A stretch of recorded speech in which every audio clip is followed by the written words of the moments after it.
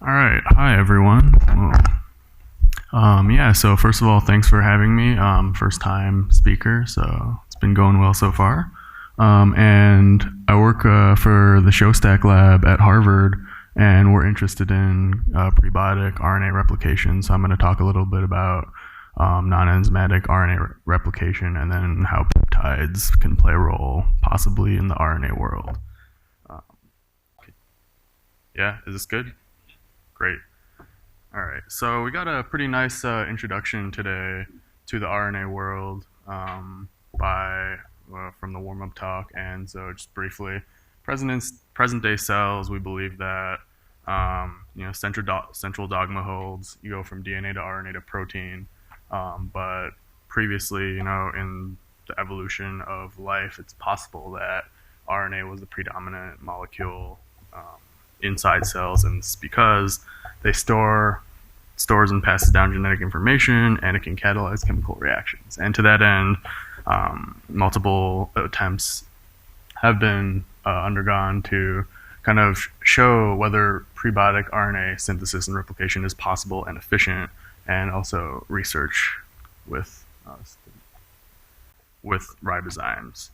Specifically, I'm really interested in non-enzymatic, non-ribozymatic RNA replication, and you can imagine at some point it's probably likely that if you believe in the RNA world hypothesis, first of all, that an RNA-dependent RNA polymerase should have been necessary to efficiently replicate life. So if we kind of go to this simplistic model here, if you have a template and a primer, templates in black, primers in red, and to get replication going, you can extend the primer, you form the full-length complement, you kind of break that up, and then you repeat the process. And this is what essentially PCR does on the larger and more exponential scale. PCR is polymerase chain reaction. You can amplify DNA exponentially. It's used in labs everywhere. And just to kind of, as a comparison, so modern PCR and prebiotic, what we believe could be prebiotic replication, you don't have such a huge excess of primer. It requires more magnesium because the rate of reaction is slower. We assume there's no polymerase enzyme or ribozyme. And sometimes it's required that the mononucleotides that you use are activated to kind of lower the energy barrier for this reaction. And so if you go into a prebiotic kind of model, once you get to this, separated replicated strand, this guy here, if you want to kind of effect a second round of replication, you add some primer, but due to thermodynamic and kinetic issues, what happens is the fully formed duplex reanneals, and that's because the fully formed duplex full length is much more thermodynamically stable than the primer template complex, and also you can undergo strand displacement, and the longer strand will displace the shorter strand. So if you end up in kind of this regime, you can't really replicate anymore. Stops, you're done, cell's dead. Or, I mean, it's not dead, but you can't grow, you can't evolve. And so, all right, my question then is like, how can we inhibit this process? How can we inhibit the rate of strand reannealing? And, there's some things you can do. Annealing is a second order process, you can dilute it, everything slows down, but then it's pointless because all the reactions go slow and you might not be able to do anything. You can, in a laboratory setting, increase the primer concentration, but again, in a prebiotic setting, that might not have been totally plausible. Some people have tried to use complementary oligonucleotide fragments, so small fragments that bind to both strands that can physically block annealing, but the fragments themselves, if you have them at high enough concentration, they'll kind of self-inhibit, kind of be really strange and not really work very well. And we're currently also working on, using some viscous environments that can also possibly, physically slow down annealing. And so earlier in the first talk, Nick, he mentioned that there are a lot of RNA-protein interactions that involve cationic peptides and cationic residues. And it's been shown that ATP can interact with simple polypeptides made of lysine and arginine, and they form these coacervate structures, which is basically a second phase. And they kind of separate, and they can interact with RNA molecules. RNA will preferentially separate into one of the two strands. So we're like, okay, well, it's possible that, is it possible we can get some type of RNA binding event to these small polypeptides and kind of slow down the rate of annealing. So basic polypeptides, we studied specifically arginine, but lysine could also work. There are also other kind of issues with lysine. I'm not going to talk about this in detail. We had a nice talk yesterday that kind of outlined where all the plausible points of entry that peptides could have had in the prebiotic earth.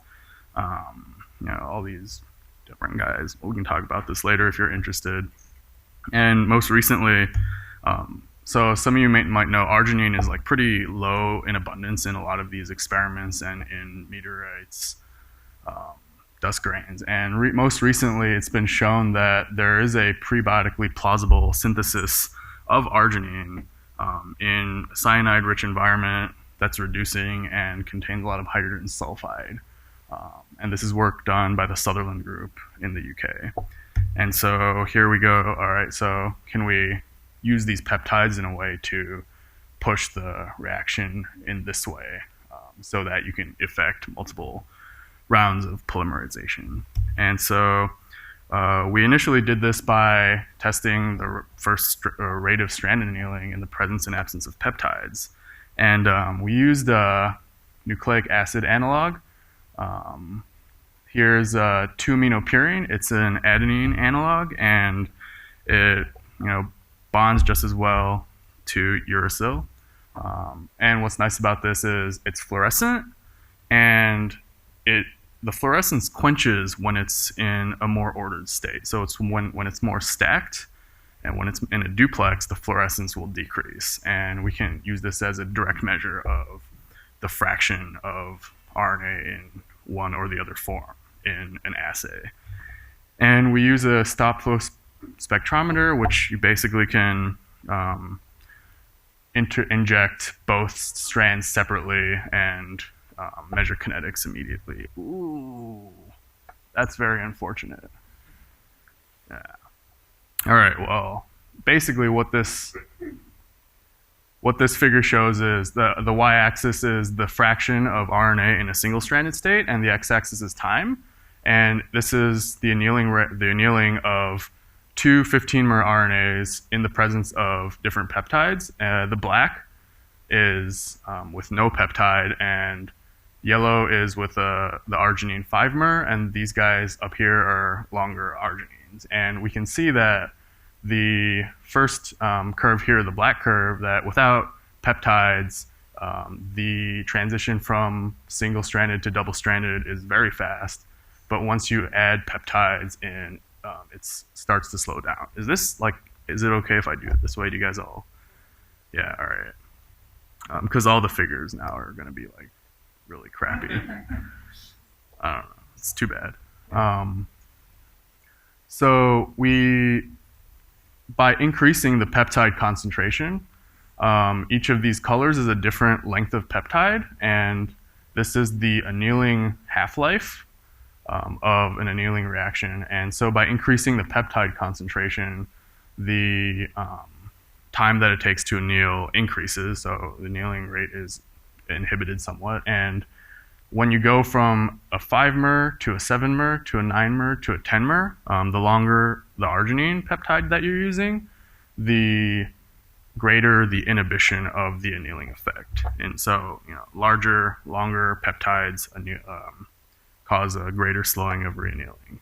You can increase the length of the RNA, and the longer the RNA, in the presence of peptide, the longer it takes for 2 RNA to anneal. And this is great because, of course, the primer is much shorter than a replicated strand. So we want, in the presence of peptides, to see that the primer anneals faster than the replicated strand. Otherwise, this whole system is meaningless.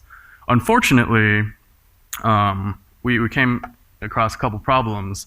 The traditional non-enzymatic replication machinery requires magnesium, and magnesium at increasing concentrations decreases the annealing time of RNA. So it kind of disrupts the peptide RNA interaction, and you'll go back to a much faster annealing time.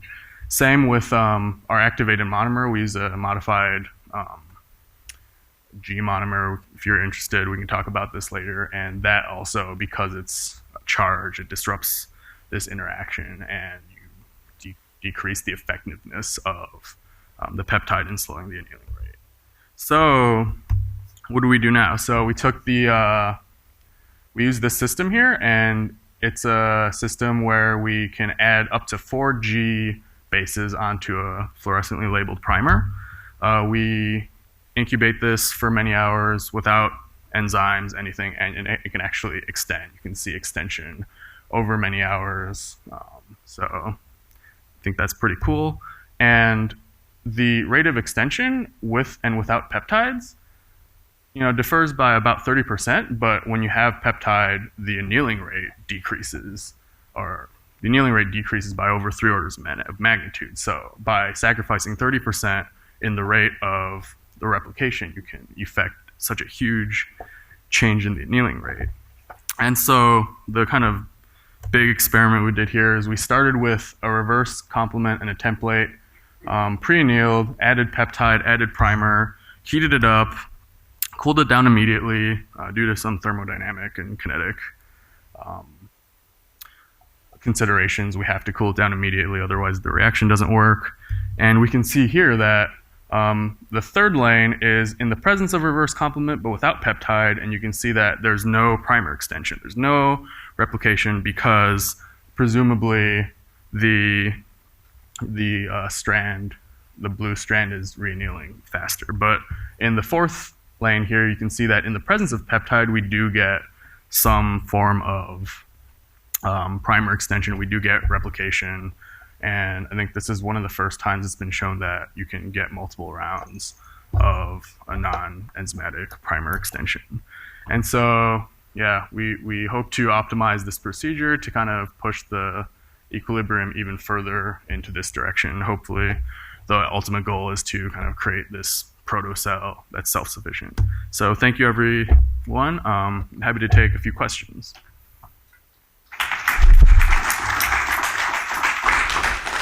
Sorry about the figures. I should have checked it.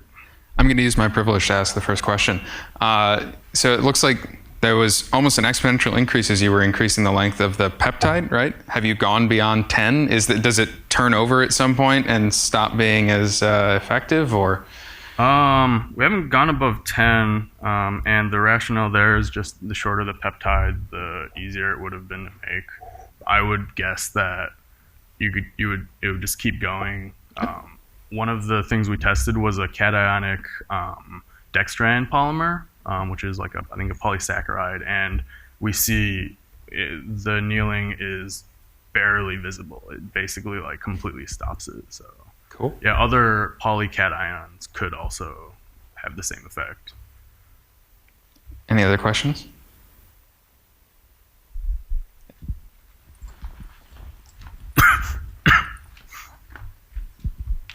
So obviously this is sort of, you started with the assumption of like an RNA world type scenario, but then you've invoked peptides to sort of keep the RNA world going, right? And so this is something that seems to be coming up all over the place, is that the RNA world was clearly not just an RNA world.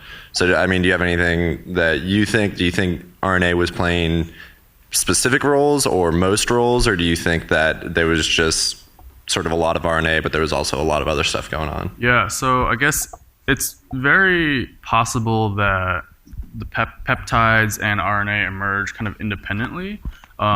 Whether at what point they kind of became interdependent, I'm not so sure, but I guess that would also depend on, like, in my opinion, the length of both of the polymers that are made. Obviously, the longer the polymers, the more like it's multivalent, and the more possibility for interaction. So yeah, it's hard to say. It'd be interesting to see some more people work on this. So, and I know a lot of people are kind of leaning towards a peptide RNA world or that terminology.